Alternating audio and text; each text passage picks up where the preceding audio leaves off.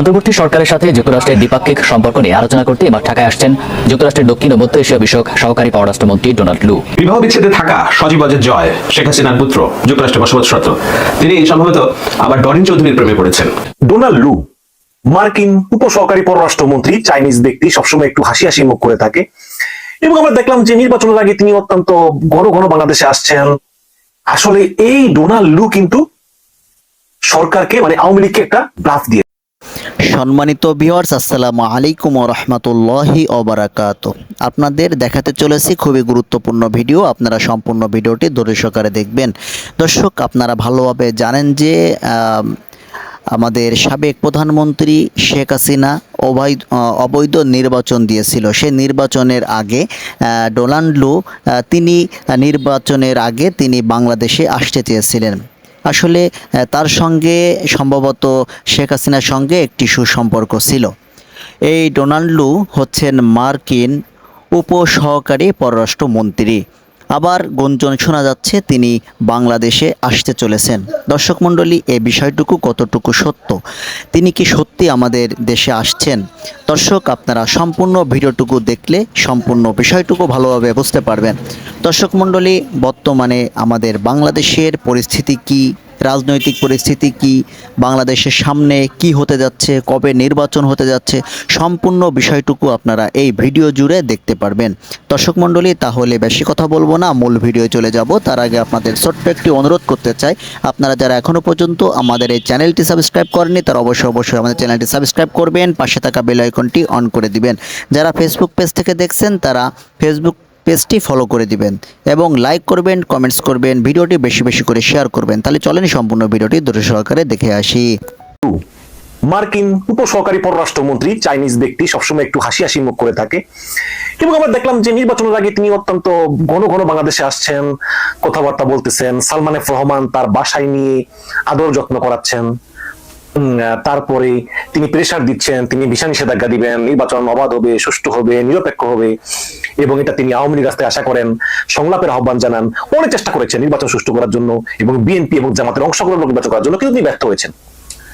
তো ব্যর্থ হওয়ার পরে আমরা দেখলাম যে যেখানে এই 7 জানুয়ারি নির্বাচনে আমরা যে ডোনাল্ড যেমন বলেছেন যে নির্বাচন সুষ্ঠু না হলে তিনি ভিসা নিষেধাজ্ঞা দিবেন, তার জন্য ওয়েট করতেছি, তখনই দেখলাম যে ডোনাল্ড এই সব ভিসা নিষেধাজ্ঞা দিকে না গিয়ে তিনি বাংলাদেশ সফরে এসে তিনি আবার সেই সালমান এফ রহমানের সেই বাসায়, পরপর 3বার কিন্তু এই সালমান এফ রহমানের সেই বাসায় তিনি এসে সেই রাতের ডিনার করলেন এবং সেখানে সালমান এফ রহমানের হাত ধরে বললেন, ভুল বোঝাবুঝির অবসান হয়ে গিয়েছে, আমরা অতীত ভুলে গিয়েছি, এখন থেকে আমরা এবং বাংলাদেশের সরকারের সঙ্গে কাজ করতে চাই, আমরা মুক্তিগামী জনগণ। ধাক্কা খেলাম বলে কি ডোনাল্ড একদম 360 ডিগ্রি টার্ন নিয়ে নিল। নির্বাচনের আগে যেই লোক ভিসা নিষেধাজ্ঞা পর্যন্ত দিল, সেই লোক আবার ঢাকায় এসে সালমান এফ রহমানের বাসায় পরপর 3বার তিনি ডিনার করলেন এবং বললেন সম্পর্ক উন্নয়নের কথা। তাহলে ঘটনাটা কি হলো? আমরা তখন বিশ্লেষণ শুরু করলাম যে হয়তোবা আমেরিকার চাপে ম্যানেজ হয়ে গিয়েছে। কিন্তু আমেরিকার চাপে ম্যানেজ হয়ে আসলে যায়নি। আসলে এই ডোনাল্ড লু কিন্তু সরকারকে আওয়ামী লীগকে একটা ব্লাফ দিয়েছে। এরকম কি জানেন, ধনুকের শিলা থাকে না, শিলা, ধনুকের যে শিলাটা ওই ধনুক যখন টান দিবেন তখন শিলাটা কিন্তু বাঁকা হয়ে যায়। শিলা যত বাঁকা হয় ততই তীরের স্পিড বেশি থাকে। ডোনাল্ড লু এই যে বলেছে সম্পর্ক উন্নয়ন চাই, এটা হচ্ছে একটা ফাঁদ। তো যাই হোক, এখন এই ছাত্র জনতার অভ্যুত্থানে যে হাসিনা পালিয়ে গেল, এতে কিন্তু আমেরিকার সরাসরি কোনো প্রভাব না থাকলেও আমেরিকার একটা নৈতিক সমর্থন ছিল। তারা চেয়েছে যে এই সরকারটা যাক। এবং শুধু কি তাই, যে ডোনাল্ড লু পরপর 3বার সালমান এফ রহমানের সেই আলিশান বাড়িতে দাওয়াত খেলেন, সেই বাড়িটাও কিন্তু ভাঙচুর করে জ্বালিয়ে দেওয়া হলো। দেখুন, ইতিহাস কাউকে ক্ষমা করে না। এবং এই ডোনাল্ড লুকে কিন্তু ইমরান খানের পতনের জন্য তিনি সরাসরি দায়ী করেছেন। তিনি বলেছেন যে আমার পতনের জন্য ডোনাল্ড লু দায়ী। কারণ তখনকার পাকিস্তানি রাষ্ট্রদূত আসাদ মাজিদকে ডোনাল্ড লু বলেছিলেন যে ইমরানকে বড় দ্রুত পদত্যাগ করতে, না হলে কিন্তু তার খবর আছে। এবং শুধু কি তাই, হাসিনা যখন 5ই আগস্ট পালিয়ে যান, তখন নাকি 4 আগস্ট, তার একদিন আগে, এই ডোনাল্ড লু ভারতীয় পররাষ্ট্র মন্ত্রণালয়ে ফোন করে বলেছিলেন যে Hasina is a dead women, হাসিনাকে বলো খুব শীঘ্রই ক্ষমতা ছেড়ে দিতে, তার ক্ষমতা থাকার আর কোনো পথ নাই। তখন ভারতীয় পররাষ্ট্র মন্ত্রণালয় বলেছে যে আমরা এই ব্যাপারে কিছু বলবো না, এটা তো অভ্যন্তরীণ ব্যাপার, সে যা মন চায় তা করুক। কিন্তু আমেরিকার পক্ষ থেকে কিন্তু ভারতকে বলা হয়েছে। এখন সেই ডোনাল্ড লু এই পরিবর্তিত পরিস্থিতিতে দ্রুতই বাংলাদেশে আসতেছেন একটি শক্তিশালী টিম নিয়ে। আমি একটু মানব জমিন থেকে যদি পড়ে শোনাই তাহলে একটু ভালো ধারণা পাওয়া যাবে। ঢাকায় আসছেন ডোনাল্ড লু ছাত্র জনতা রক্তাক্ত অভ্যুত্থান পরবর্তী বাংলাদেশের সঙ্গে সহযোগিতামূলক সম্পর্ক জোরদার করার পথ পন্থা নিয়ে জরুরি আলোচনায় ঢাকায় আসছেন মার্কিন সহকারী পররাষ্ট্রমন্ত্রী ডোনাল্ড লু। আমেরিকার একটি উচ্চ পর্যায়ের প্রতিনিধি দলের গুরুত্বপূর্ণ সদস্য হিসাবে চলতি মাসের মাঝামাঝিতে আসছেন তিনি। আচ্ছা, প্রতিনিধি দলে রয়েছেন আমেরিকার রাজস্ব এবং অর্থ দপ্তরের আন্তর্জাতিক অর্থায়ন বিষয়ক সহকারী আন্ডার সেক্রেটারি ব্রেন্ট নেইম্যান। তিনি হচ্ছেন আমেরিকার রাজস্ব এবং অর্থ দপ্তরের আন্তর্জাতিক অর্থায়ন বিষয়ক সহকারী আন্ডার সেক্রেটারি ব্রেন্ট নেইম্যান। তার মানে বাংলাদেশের অর্থনৈতিক কিভাবে পুনরুদ্ধার করা যায়, মানে অর্থনীতিকে কি ঝুঁকি আছে, একটা সংস্কারের বিষয়ে আমার মনে হয় তিনি আলোচনা করবেন। এবং প্লাস আমাদের যে তৈরি পোশাকের জিএসপি সুবিধা, এটা কিন্তু আমরা আমেরিকাতে পাই না, ইউরোপে পাই, কানাডায় পাই, আমেরিকাতে পাই না। এবং এবার কিন্তু ইউরোপ সাহেব জিএসপি সুবিধাটা আদায় করার জন্য আমেরিকাকে প্রচুর চাপ দিবেন, কোনো সন্দেহ নেই। এবং সঙ্গে আসবেন জাতীয় নিরাপত্তা পরিষদের সিনিয়র ডিরেক্টর লিন্ডজে ফোর্ড। অবশ্যই এই নিরাপত্তা পরিষদের সিনিয়র ডিরেক্টর তিনি নিশ্চয়ই বলবেন যে চীনের দিকে বেশি যাবে না বাবা, কিন্তু সমস্যা তো চীন না, সমস্যা তো ভারত, সে ব্যাপারে কিছু বলবে কিনা তাই তো কথা। গত মে মাসে সর্বশেষ বাংলাদেশ সফর করেন দক্ষিণ এশিয়ার বহুল আলোচিত মার্কিন এই কূটনীতিক ডোনাল্ড লু। রাজনৈতিক পট পরিবর্তনের পর ডোনাল্ড লু তথা আমেরিকার কোন প্রতিনিধি দলের এটাই হতে যাচ্ছে প্রথম বাংলাদেশ সফর। দায়িত্বশীল কূটনৈতিক সূত্র জানিয়েছে যে প্রতিনিধি দলটি প্রধান উপদেষ্টা ডক্টর মোহাম্মদ ইউনূসের সঙ্গে সৌজন্য সাক্ষাৎ করা ছাড়াও অন্তর্বর্তীকালীন সরকারের অর্থ উপদেষ্টা সালাউদ্দিন আহমেদ এবং পররাষ্ট্র উপদেষ্টা মোহাম্মদ তৌহিদ হোসেনের সঙ্গে বৈঠক করতে চেয়েছে। মধ্যরাতে এই রিপোর্ট লেখা পর্যন্ত অ্যাপয়েন্টমেন্ট গুলো এখনো ঠিক হয়নি। দেখেন যে অর্থ উপদেষ্টা সালেউদ্দিন আহমেদ, তার সঙ্গে এই আর্থিক দুর্নীতি, খেলাপি ঋণ সহ বিভিন্ন বিষয়ে আলোচনা হতে পারে। এবং মার্কিন যে দুটো কোম্পানি শেভরন এবং আরেকটা কি যেন এক্সন মোবিল, এদের যে টাকা পয়সা গুলো বাকি পড়ে রয়েছে এগুলো দেওয়ার ব্যাপারে হয়তো আলোচনা হতে পারে।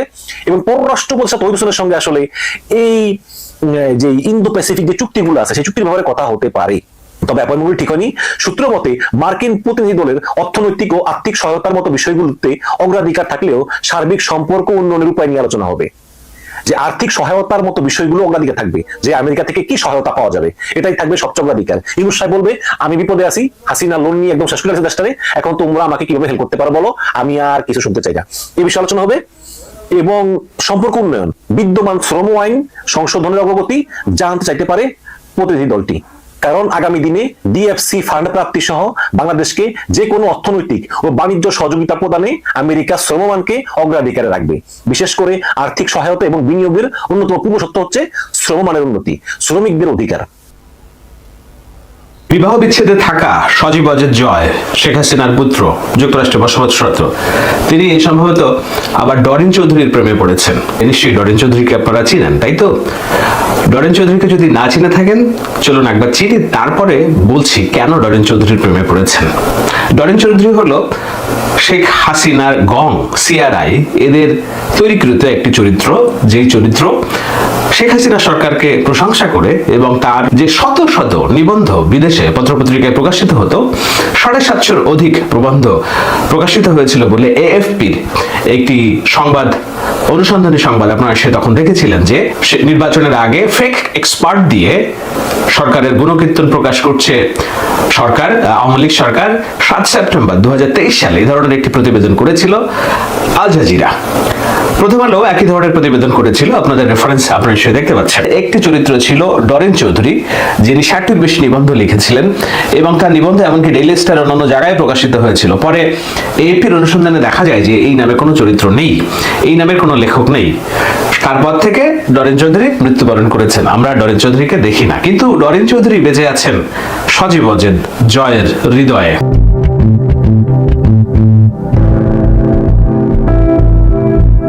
একদিন আগে তিনি একটি প্রতিবেদন শেয়ার করেছেন, নাম হচ্ছে commonwealthunion.com।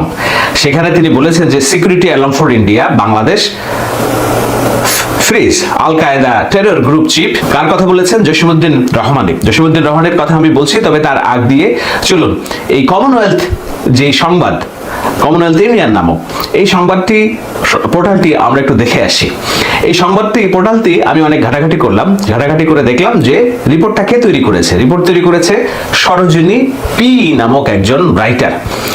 সরোজিনী পি নিশ্চয়ই আপনারা বুঝতে পারছেন যে না, ভালো রাইটার নিশ্চয়ই হবে। তো আমি একটু তার নাম দিয়ে সার্চ দিয়ে দেখলাম যে কমনওয়েলথ নিউজে তিনি দিনে 5টা করে নিউজ তৈরি করেন, একদিনে 5টা নিউজ তৈরি করেন। তারই একটা নিউজ হচ্ছে security alarm for India, Bangladesh freeze Al Qaeda terror group. এই কমনওয়েলথ ইউনিয়ন 2023 সালের সেপ্টেম্বরের দিকে সম্ভবত প্রকাশিত হয়। এদের যে ফেসবুক পেজ আছে, সেই ফেসবুক পেজে দেখা যাচ্ছে যে 50,000 লাইক, 50,000 ফলোয়ার। আপনি সংবাদগুলো নিচে দেখবেন যেভাবে শেয়ার করা হয়েছে, একটা লাইক নেই, একটা কমেন্ট নাই। তো যেই পেজের ফলোয়ার লাইকস 50,000 থাকে, অন্তত 5টা কমেন্টস লাইক তো থাকবে, কোনো সংবাদে নেই। সজীব ওয়াজেদ জয় এই ধরনের একটি সংবাদ পোর্টালের সংবাদকে তিনি তার মতো, যার 3 মিলিয়নের মতো ফলোয়ার আছে, তার সমর্থকদের কাছে তুলে দিচ্ছেন। কেন তুলে দিচ্ছেন? নিশ্চয়ই কারণ আছে, তাই তো? কারণ হলো একটাই, সেটা হলো যে এই যে সংবাদ মাধ্যম, এই যে পোর্টাল, সেই পোর্টালটা সজীব ওয়াজেদ জয় এবং তাদের যে সিআরআই ফান্ডেড যে টাকা, অঢেল টাকা আছে, যেই টাকার ফান্ডেড কিছু সংবাদ পোর্টাল তারা বানিয়ে রেখেছিল, এখনো বানাচ্ছে, চালাচ্ছে। কি উদ্দেশ্য? উদ্দেশ্য হচ্ছে এই যে বাংলাদেশের ছাত্র আন্দোলন, নতুন সরকার, ডক্টর ইউনূসের নেতৃত্বে সরকার, আর যে ছেলে মেয়েরা আছে, এই ছেলে মেয়েদেরকে কিভাবে জঙ্গি এবং এই সরকারকে কিভাবে জঙ্গিদের পৃষ্ঠপোষক হিসেবে ট্যাগ দেওয়া যায় এবং ট্যাগ দিয়ে ভারতের মনোযোগ আকর্ষণ করা যায় বলেই তিনি আরেকটি সংবাদ তিনি শেয়ার করেছেন। কার সংবাদ? সেটি হলো চন্দন নন্দীর। কি হেডলাইন? যে Bangladesh student movement coordinate meet ISI. ISI এর কথা বললে তো রর তো একটা টনক নড়বে যে আসলে কি হচ্ছে, কারণ র এতদিন বাংলাদেশে অপারেট করেছে, এখন যদি আইএসআই অপারেট করে তাহলে তো এটা তাদের সিকিউরিটি কনসার্ন, যে কনসার্ন তাদের এরই মধ্যে আছে। তো দোহাতে বাংলাদেশের সমন্বয়কদের সাথে নাকি এই যে ছাত্র সমন্বয়কদের সাথে আইএসআই এর মিটিং হয়েছে, এই সংবাদ শেয়ার করেছেন সজীব ওয়াজেদ জয়। কার লেখা সংবাদ? চন্দন নন্দী। এবার আসুন আমরা একটু চন্দন নন্দীর বিষয়ে কথা বলি। তো চন্দন নন্দীর কে তিনি সজীব ওয়াজেদ জয় পরিচয় করিয়ে দিচ্ছেন সিনিয়র জার্নালিস্ট, হতে পারে সিনিয়র জার্নালিস্ট। চন্দন নন্দী এতই যদি ডিপেন্ডেবল জার্নালিস্ট হয়ে থাকে, এই চন্দন নন্দী নির্বাচনের আগ দিয়ে সজীব ওয়াজেদ জয় সম্পর্কে কি সংবাদ প্রকাশ করেছিল আপনাদের নিশ্চয়ই মনে আছে। আমরা সেই সব সংবাদগুলোকে রেফারেন্স হিসেবে আমি অন্তত আমার কোনো আলোচনায় ব্যবহার করিনি। কেউ করেছেন, বুঝে করেছেন, না বুঝে করেছেন। কেননা যে সাংবাদিকতা জানে সে জানে যে এই ধরনের সংবাদের নৈতিক ভিত্তি কোথায়। যেমন চন্দন নন্দী একটি সংবাদ করেছিল বাংলাদেশ বিমান বাহিনীর প্রধানের ছেলেকে আমেরিকায় যেতে দেওয়া হচ্ছে না, তখন ওই যুক্তরাষ্ট্র যে ভিসা নিষেধাজ্ঞা টাজ্ঞা এগুলো শুরু করলো, বাংলাদেশের মানুষের ব্যাপক আগ্রহ এসব নিয়ে। পরে দেখা গেল যে তার ছেলে যুক্তরাষ্ট্রে পড়াশোনাই করে না, সে বাংলাদেশে থাকে, সে বাংলাদেশে পড়াশোনা করে এবং যুক্তরাষ্ট্রে তার যে ভিসা, তার যে প্রবেশাধিকার আটকানোর বিষয়ে কোনো তথ্য নেই। এমনকি বিমান বাহিনীর চিফ পরে 1 সপ্তাহ পরে যুক্তরাষ্ট্রের মাটিতে এসে ছবি দিয়েছিলেন যে না, যুক্তরাষ্ট্রে তিনি এসেছেন। বোঝাই যাচ্ছে যে ওই সময় যে ঘটনার প্রবাহগুলো, রিপোর্টগুলো, সেটি কতটা চন্দন নন্দী, কতটা অদূরদর্শিতার পরিচয় দিয়ে লিখেছেন। শুধু একটি না, যদি আমরা ধরেই নেই যে চন্দন নন্দী সিনিয়র জার্নালিস্ট, তো চন্দন নন্দী যখন অভিযোগ করে যে সিঙ্গাপুরের একজন ব্যবসায়ী, বাংলাদেশের ব্যবসায়ী সিঙ্গাপুরে যার বিনিয়োগ আছে, অবৈধ বিনিয়োগ, সেই এস আলমের 1500 কোটি টাকা গিয়েছে জয়ের তহবিলে। আপনাদের হেডলাইনটা নিশ্চয়ই মনে আছে। এইটা নিয়ে আমরা তখন নানান রকম অনেক ফোরামে আলোচিত হয়েছে। তো সেইটার ব্যাখ্যা কি সজীব ওয়াজেদ জয় দিয়েছে? তা চন্দন নন্দী যদি সিনিয়র জার্নালিস্ট হয়ে থাকে এবং তার তথ্য যদি সত্যি হয়ে থাকে, তাহলে এটাও তো সত্য যে সজীব ওয়াজেদ জয়ের অ্যাকাউন্টে এস আলমের 1500 কোটি টাকা আছে। যেই কথা এর আগ দিয়ে আমরা নানানভাবে শুনেছি, আমাদের কেউ নানানভাবে প্রচার করেছে। তাহলে চন্দন নন্দীর তথ্য যদি এত বিশ্বাসযোগ্য হয়, সেক্ষেত্রে সজীব ওয়াজেদ জয় নিশ্চয়ই ওই ব্যাখ্যাটাও দিবেন যে না, 1500 কোটি টাকা কোথায় আছে।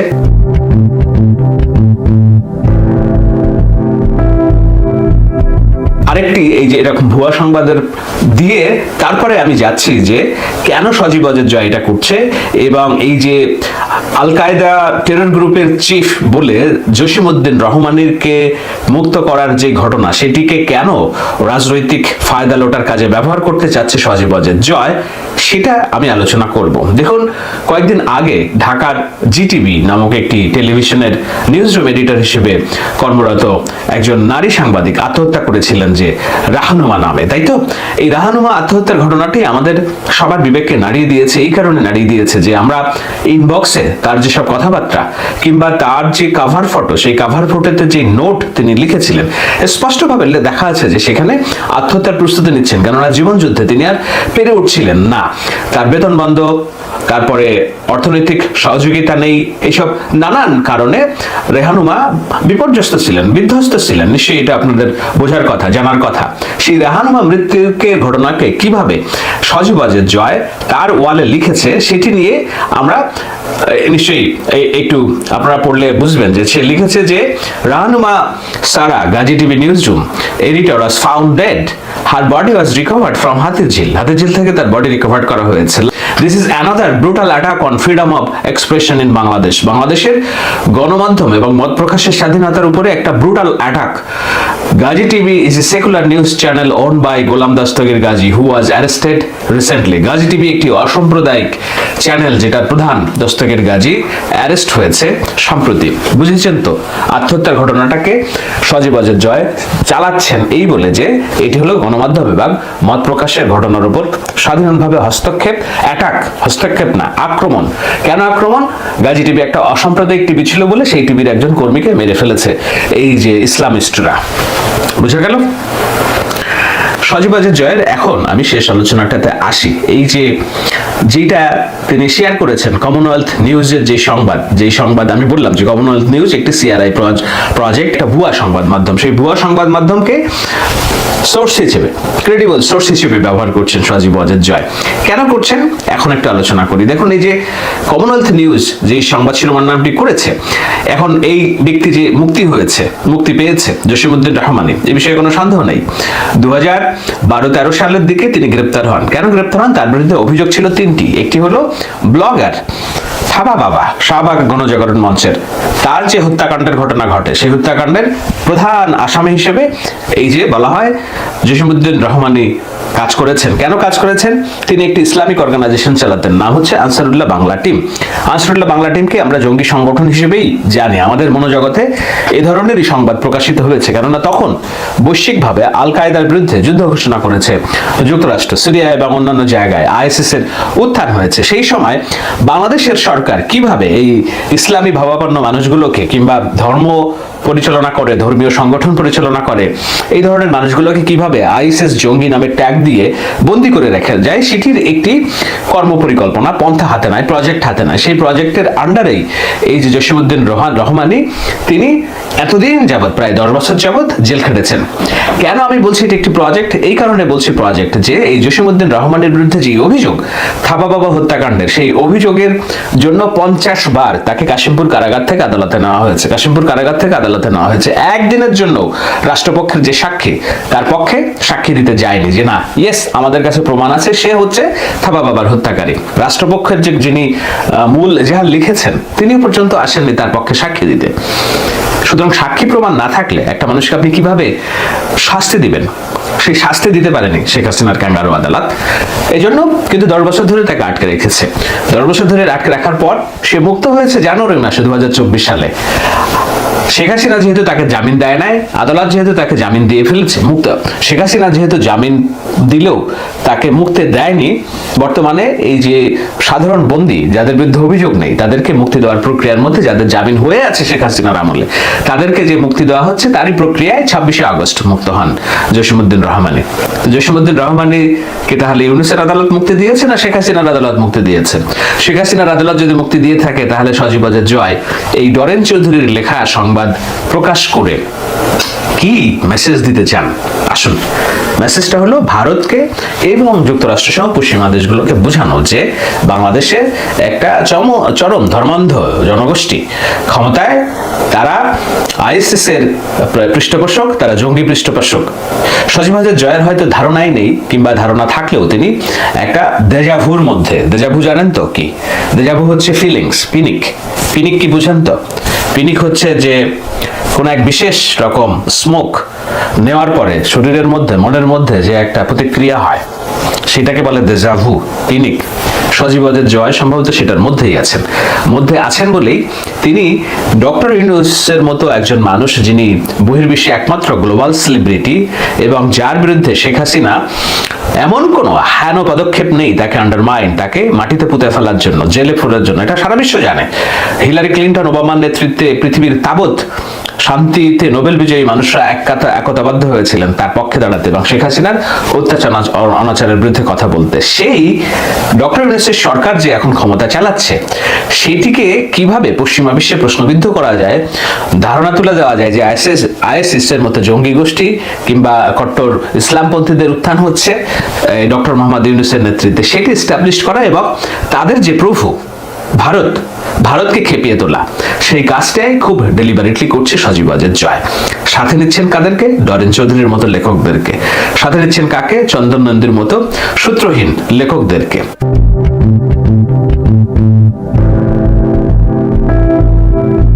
সজীব ওয়াজেদ জয় বহির্বিশ্বে পড়াশোনা করা, পশ্চিমা দেশে পড়াশোনা করা একজন মানুষ। তার নাকি হার্ভার্ডে ডিগ্রি আছে, আমি জানি না তার কি ডিগ্রি আছে, সেই ডিগ্রি কেউ দেখেছে নাকি আমরা জানি না। সজীব ওয়াজেদ জয়ের তো ক্যাপাসিটি আছে Washington post, Washington journal, new York Times, guardian, daily mail, এদের সংবাদ সজীব ওয়াজেদ জয় পড়ে না। হার্ভার্ডের গ্রাজুয়েট, পড়ে হচ্ছে ডরেন চৌধুরীর কলাম। কতটা প্যাথেটিক! কত বড় পিনিকের মধ্যে থাকলে এই ধরনের সংবাদ সজীব ওয়াজেদ জয় পড়ে। তো এই ধরনের সংবাদ এবং এই ধরনের অ্যান্টি স্টুডেন্ট স্ট্যান্ড নিয়ে সজীব ওয়াজেদ জয় কি রাজনৈতিকভাবে কোনো লাভবান হচ্ছেন কিনা, হওয়ার সম্ভাবনা আছে কিনা, প্রশ্ন রেখে দিলাম। বাংলাদেশের মানুষ আর যাই হোক গণহত্যা স্মৃতি যুগের পর যুগ মনে রাখবে। বাংলাদেশের মানুষ আর যাই হোক ভারতের আধিপত্যবাদ, ভারত বাংলাদেশে কর্তৃত্ব করবে, কোন একটা রাজনৈতিক দলের মাধ্যমে তাদের এজেন্ডা বাস্তবায়ন করবে, সেইটা বাংলাদেশের মানুষ চায় না। একইভাবে চায় না পাকিস্তানের আইএসআইএও কেউ কর্তৃত্ব করুক বাংলাদেশের, স্বাধীন বাংলাদেশে। সজীব ওয়াজেদ জয় এই ভারতকে তুষ্ট করার যে মন মানসিকতার যে রাজনীতি, সেই রাজনীতি দিয়ে আগামী দিনের বাংলাদেশে তথাকথিত তার যে দোনো নেতৃত্ব দেওয়ার যে খায়েশ, সেই খায়েশ কোনোদিন পূরণ করতে পারবেন কিনা আপনারা প্রশ্নের উত্তরে লিখে যেতে পারেন, বলে যেতে পারেন।